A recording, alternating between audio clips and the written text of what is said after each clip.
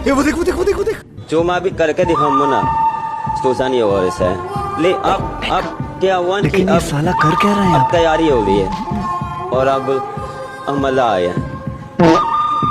ए वल्लू बता बता बता बता इसे बता। पता चला जब वो फॉर्म में आया है, ये फॉर्म में अब गजियां बिखेरेगा तुम सबों की। अब रुक जाओ, अब करेगा तुम्हारा हाल, वो रुक जाओ। 100 चाहिए था उसको। अब बाबर आजम आपको डिफरेंट नजर आएगा हर फॉर्मेट के अंदर। अब इंशाल्लाह डिफरेंट नजर आएगा। कैसे? हाँ कैसे? अभी पता चलेगा। तो चलिए शुरू करते हैं। अरे बाबरो, अरे बाबरो, वन डाउन आ गया थी, बाबरो आ गया वन डाउन। मेरी बाबरो आ गई। आपकी नहीं। देखो देखो वहाँ पे बाबर आजम के कमबैक के बारे में बातें चल रही थी। देख लेना कल किस तरह कमबैक होता है। क्या बोला तूने? देख लेना कल किस तरह कमबैक होता है।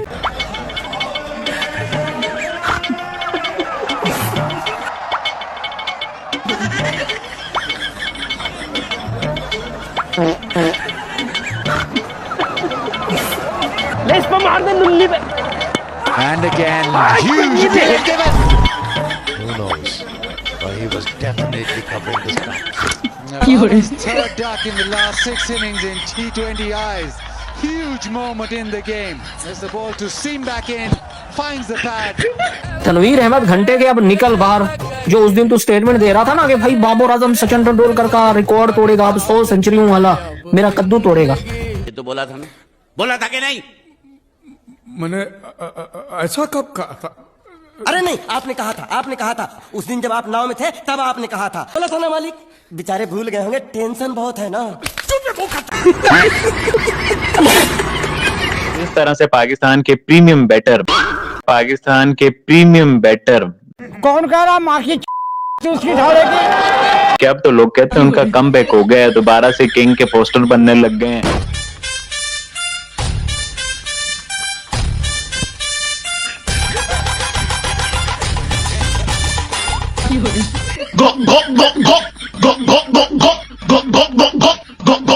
और दोबारा से पाकिस्तान फैंस ने उन्हें सर आंखों पे बैठा दी है कि जैसे अब 1 साल के लिए तो बाबर आजम को नकाल ही नहीं सकते। तो बाबर आजम ने भी जिस तरह से परफॉर्मेंस दी है जिम्बाब्वे के खिलाफ, वैसे शायद उन्हें डर हो कि मैंने जिम्बाब्वे के खिलाफ परफॉर्मेंस दी तो लोग जिम्बाबर बोलेंगे, तो मैं जानबूझ के 0 पर आउट होता हूँ कि भाई मुझे जिम्बाबर ना बोले। जिम्बाब्वे जैसी छोटी टीम के खिलाफ वो 0 पर आउट होता है, लोग बातें करते हैं, वो स्कोर करता तब भी लोगों ने बातें करनी थी। हाँ जी, कोई बात नहीं, इस दफा 0 पे आउट होया, अगली दफा 101 पे आउट हो जाएगा, कोई मसला, नॉट आउट भी रहेगा, कोई मसला नहीं। आप फिर कहेंगे कि जिम्बाब्वे की टीम के खिलाफ स्कोर बना दिए। इस सर फिर पागल हो गया। उसको खेलना चाहिए था, छोटी टीम इतनी छोटी। काफी टाइम बाद टीम में वापसी भी खेलना तो चाहिए ताकि अपनी फॉर्म बहाल कर सके, वापस आए। वनडे में तो अच्छा परफॉर्म किया, इंशाल्लाह T20 में अच्छा परफॉर्म किया। तो जिम्बाब्वे के खिलाफ फॉर्म बहाल करेगा, लोग फिर कहेंगे जी जिम्बाब्वे के खिलाफ उसने मैच स्कोर कर दिया है। लोग तो कुछ भी कह सकते हैं, लोगों का क्या है, लोग कभी बड़े मैच में भी कह देते हैं, छोटे मैच का भी कहते हैं। वो प्लेयर है, टीम में होना चाहिए, स्टार है, दुनिया में इसको अल्लाह ने इज्जत दी है और उसका टीम में होना ज़रूरी है। इंशाल्लाह अच्छा परफॉर्म करेगा। जिम्बाब्वे के केस तो भाई ये बंदा डग पे जा रहा है भाई। वो 100 ना तुक्के वाला था, कसम से वो तुक्के वाला 100 था। मैं नहीं मानता। इस बंदे के बस की बात ही नहीं है भाई रन्स करना। रन्स करेगा 30-35 तो 60-70 गेंदें खेलेगा ये बंदा। किंग है भाई, किंग का कमबैक हो गया है भाई। इस तरह का कमबैक होता है। लास्ट की 6 इनिंग्सों में 3 डक है, 3 डक है भाई बाबर आजम के, और ये सचिन तेंदुलकर का रिकॉर्ड तोड़ेगा भाई। जो बाबर आजम को किंग बोलते हैं ना, उस पे मैं थू करता हूँ, थू उस पे जो लानत जिसको बाबर आजम को किंग बोलते हैं ना, उसको थू करता हूँ। और बोले कि बाबर इस टीम के खिलाफ खेल रहा है तो बोलेगा वो बाबर आजम किंग। यार पाकिस्तान किंग कहता है बाबर को, उस पे मैं पूरे पाकिस्तान में जो बाबर आजम को किंग बोलते हैं ना, उस पे मैं गधे को बाप बनाते हो तुम लोग यार। किसने पहचाना इनको, कौन था?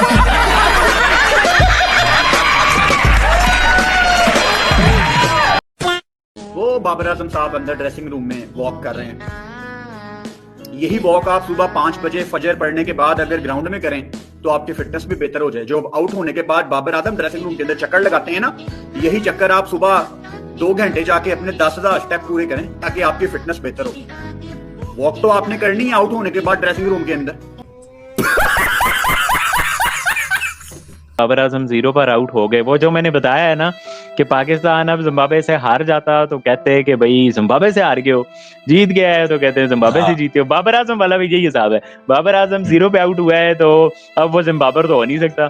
अब वो 0 पे आउट हुआ है तो फिर भी लोग माफ नहीं कर रहे कि भाई जिम्बाब्वे का आप 0 पे आउट हो गए। यार मैं इसको सेलिब्रेट करूं इस विक्ट्री को, या फिर मैं पकड़ के अपनी दिमाग को पकड़ूं और बैठ के सोचूं कि किया क्या है। मतलब यार जिम्बाब्वे जैसी टीम और आपको सिर्फ और सिर्फ 148 रन बनाने थे, उसके अंदर आपको इतने सारे बेनिफिट मिले। अभी अभी नवाज का कैच ड्रॉप हुआ, वरना वो कैच हो जाता, मैच फंस जाता। उसके बाद अभी एवंस ने खुद ही फ्री हिट वाली बॉल दे दी, खुद ही फ्री हिट है। और ये देखो फ्री हिट पे भी कुछ नहीं हुआ, मतलब फ्री हिट पे भी चौका तो चलो निकला।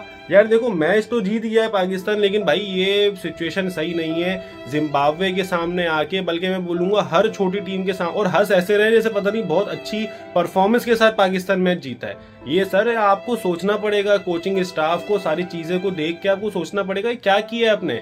आज अगर फखर जमान के रन नहीं आते तो आप कहाँ खड़े हुए थे? आप जिम्बाब्वे से 40 रन से हार जाते। जैसे तैसे जीते, जीत तो जीत होती, वो बात मैं भी मानता हूँ, लेकिन भाई इतनी खतरनाक तरीके से, मतलब आखिरी ओवर्स तक, मतलब इनफैक्ट मुझे तो अभी भी यकीन नहीं आ रहा है कि पाकिस्तान जीत सकता है। लेकिन अब खैर रन ही सिर्फ 7 रह गए, तो भाई अब एक आध मतलब हिट और या सिंगल डबल बहुत हो जाएंगे। और यहाँ पर देखो अभी भी बॉल मिस हो गई है, देख रहे हैं आप, मतलब क्या सीन है। जीत तो गए लेकिन समझ नहीं आ रहा सेलिब्रेट की फॉर्म जारी हो, किसी कोई 7 साल बाद क्रिकेट खेल रहा हो, कोई 39 ईयर ओल्ड हो, कोई कैसा भी हो, हम स्टार बनाते हैं। ब्लेसिंग मजा रब्बानी आए ना आए, ये मपोसा खेलने, फला ढिमके जिनके नाम लेना बड़े मुश्किल होते हैं, ब्रैड इवंस 2 ओवर में 5 रन देंगे, विकेटें लेंगे, बाबर आजम T20 में आ रहे हैं, डक पे आउट हो रहे हैं, सलमान अली आगा 2 बॉल के 1 रन बना के आउट हो रहे हैं, टॉप ऑर्डर फेल हो रहा है। अरे भाई क्या कर रहे हो? जिम्बाब्वे के साथ भी 148 पे भी तुम लोगों ने ब्लॉकबस्टर बना दिया, फिर बोलते हो यार हमारी तारीफें नहीं होती। अरे भाई इसलिए तो मैं बोलता हूँ मीडियोक्रिटी को सेलिब्रेट करते हैं। मुझे कल ही पता था कि जब T20 फॉर्मेट की वापसी होगी ना तो वो सरदर्द वापस आ जाएगा। ऐसी थोड़ी हमने वक्त से पहले आप लोग पाकिस्तान, लेकिन वही जो मैं आपसे पहले ही बात कर रहा था कि you can expect any sort of drama from Pakistan. Straight forward chase होना चाहिए था। 150 के नीचे का टारगेट है, पिंडी का मैदान है, छोटा ग्राउंड है, आउटफील्ड फास्ट है और चेजिंग साइड वो बड़े आराम स्कूल से जीत जाती है। 170-80 रन भी यहाँ पे अक्सर चेज हो जाते हैं। लेकिन एंड पे सिर्फ और सिर्फ इनएक्सपीरियंस कह लें या फील्डिंग के ब्लंडर्स कह लें जिम्बाब्वे के, अगर वो अच्छी फील्डिंग कर लेते तो यू नेवर नो कि मैच का नतीजा कुछ उल्ट भी हो सकता था और वो पाकिस्तान से जीत भी सकते थे। They were in a position to win the match from Pakistan. Even second last over में उस स्टेज पे जब 15 रन रहते हैं, 9-10 गेंदें हैं, कैच सीधा हाथ में गया, वो कैच भी छूट रहा है और 2-2 रन भी मिल रहे हैं, फिर 9 बॉलें भी हो रही हैं वहां पे वेस्ट हाई की, और उस स्टेज पे जाके वो बड़ा मेक और ब्रेक किस्म की सूरत थी। तो बात ये है कि नौबत वहां तक जाए क्यों? क्या आखिरी 8-9 गेंदें रह गई, अभी भी 15 रन चाहिए, और फिर हाफ स्टेज पे 10 ओवर हैं, 60 रन हैं, 4 आउट हुए हैं उस तरीके की, अगले 10 ओवरों में 90 चाहिए। वैसी कमाल की जो ये चेस करते हैं बीच में, जो बंदा सर पकड़ के बैठ जाता है। सिर्फ और सिर्फ जिम्बाब्वे अपने इनएक्सपीरियंस की वजह से और बुरी फील्डिंग की वजह से मैच हारा। अगर तुम लोग नए हो तो सब्सक्राइब करो, वो जो लाल वाला बटन है उसके साथ स्कैम करो या फिर महफिल जमाओ, मुझे नहीं पता, बस क्लिक हो जाना चाहिए।